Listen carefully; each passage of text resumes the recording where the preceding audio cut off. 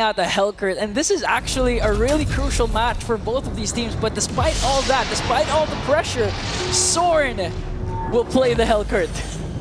Oh, I can't wait to see this unfold. We jump into Land of Dawn here.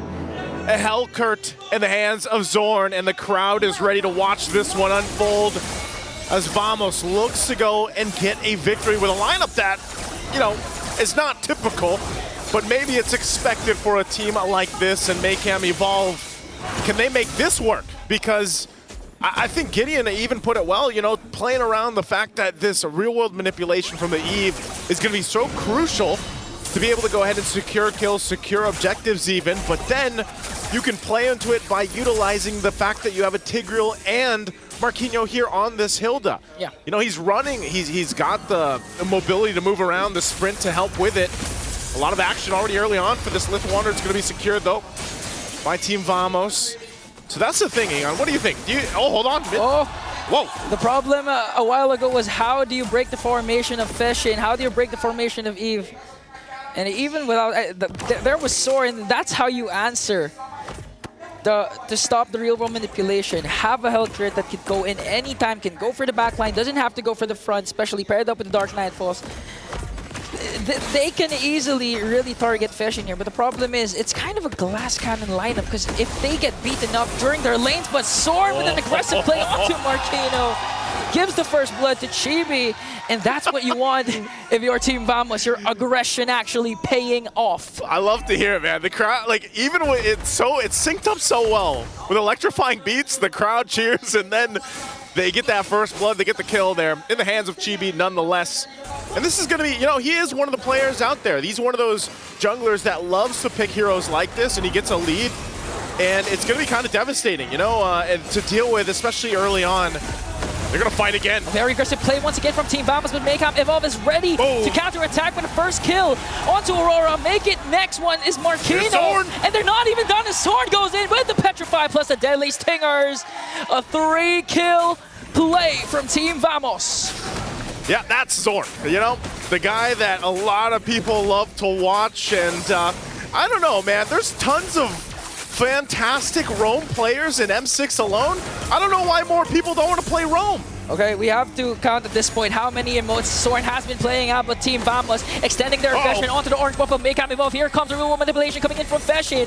Smooth might be able to escape though. Here comes Soren once again, but Power Filter in his form Marquinhos will bring him down. A counterattack from Maycam Evolve will be successful, and Team Vamos, they lost Smooth and they weren't able to get the orange buff away from Aurora.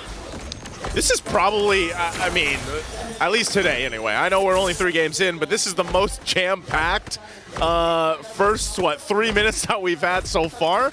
They just want to go, and they want to go fast. Yeah. For Team Vamos specifically, Zorn's going to take some damage here.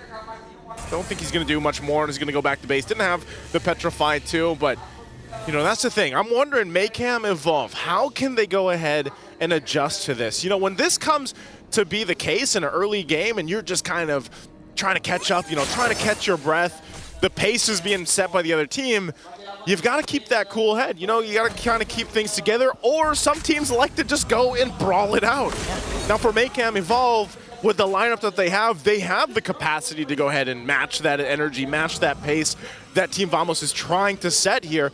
But at the same time, obviously, they have to approach it very cautiously because of the fact that you just have this curveball. It's such a niche pick to have a Hellcurt there. There's only very few roamers in competitive MLBB that actually want to go this way. Mind you, this is also in a situation where if this kind of pick doesn't work out and then they're 0-2 through the Swiss stage, that's not going to be a good place to be. Yeah, and one of the premier users of the Hellcurt at the Roam, huge shout out to Baloyski, one of the actual players who actually used this to perfection.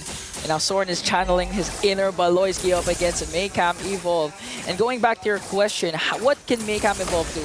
Again, they can play around the neutral objectives, utilize the big ultimate tickets that they have, the real world manipulation and the implosion paired up during crucial neutral objective takes, like what they're doing right now. They're going to cast it onto Warlord, but is it going to be worth it though? As Team Vamos, look at Chibi going for the backline with electrifying time. Beat paired up with a sword.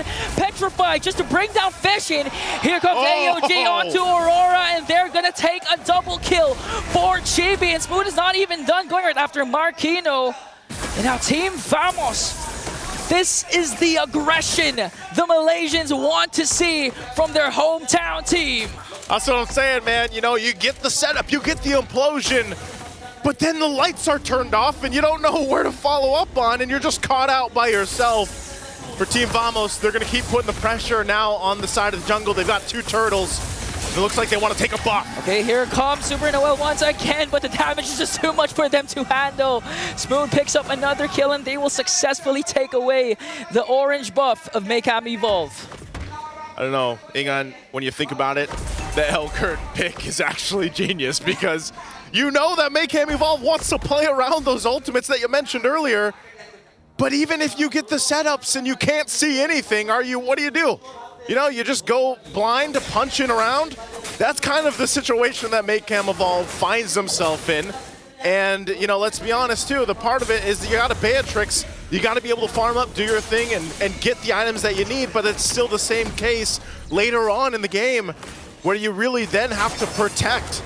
You know, you have to be able to protect your Kotsu here on this Beatrix pick, but Zorn himself playing this Hellcurt around, putting pressure now on the tier 2 turret on the bottom side. He might actually just go ahead and get this down with Nets. And the thing is, Nets is just starting to join the fight right now. You feel the damage. And Maycam Evolve, they're really resorting to Yorokotsu, just getting the mid lane, getting the opposite lane, just to try and catch up with the goal that Nets has established. So you know that Feshin is really biting the bullet right now for the sake of his team. And now, Maycam Evolve, you really have to go for those crucial setups. But again, the problem remains. Even if you get a good setup from Super Noel, a hidden gem, by the way, from Maycam Evolve, what can you do when you can't see where the attacks are coming from? I think, again, the answer here to this, because this has been a very, you know, just one-sided game for Team Vamos in the early game. Look at this. This is a 6,000 gold lead. They're most likely going to get this turtle unless Maycam Evolve wants to make a play. They're going to use a conceal. Warlord, though, gets the information. So turtle's up. I would be surprised if Maycam Evolve actually tries to contest this. With the way things are going, it's just better not to force those fights, not to force the situation where then you find yourself 10,000 gold behind before the first Lord. Wow. And so it looked like that's going to be the case. Team Vamos 3 for 3 with the turtles. They have everything they need right now. You know, the one thing too, at least in terms of gold, like, Yorokotsu's farming up. You know, he's got the Malefic Gun now, still working on the BOD, but they're just going to watch these turrets get taken down. Warlord, enough of a threat that he can just go ahead and post up in front of, you know, 3-4 guys from Maycam Evolve. And so that's the situation right now. It's really difficult for Maycam Evolve to actually find this window of opportunity. And honestly, on that might just be the case. You know, they got to wait. Really, it's the waiting game for them. Yeah, and for Team Vamos, they're not just playing this at a micro level, a lot of outplays or whatever. Team Vamos is actually managing their waves really well, and they could actually do that because, again, of this Hellcurt pick. Sorn has been split pushing opposite lanes wherever Maycam Evolve will go and try to push. Zorn is just on the other side, trying to make them react. You know why? Why? Because Zorn is like, come and fight me. It's okay. I'll actually go ahead and fight anyone from Maycam Evolve. So even if he pushes, I would say, and just, if you guys have watched Zorn enough, you already know he's one of those players that will take that fight. And with this, he's going to get spotted out, though. Okay.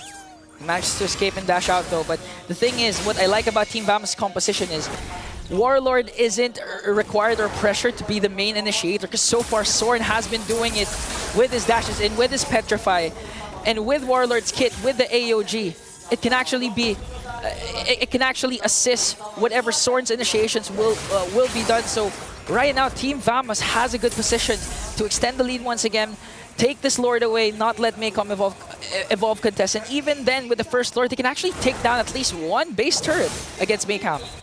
Yeah, you got to think about this too. You know, even with this objective coming up here, Maycam, I don't think they see any room to work with at all.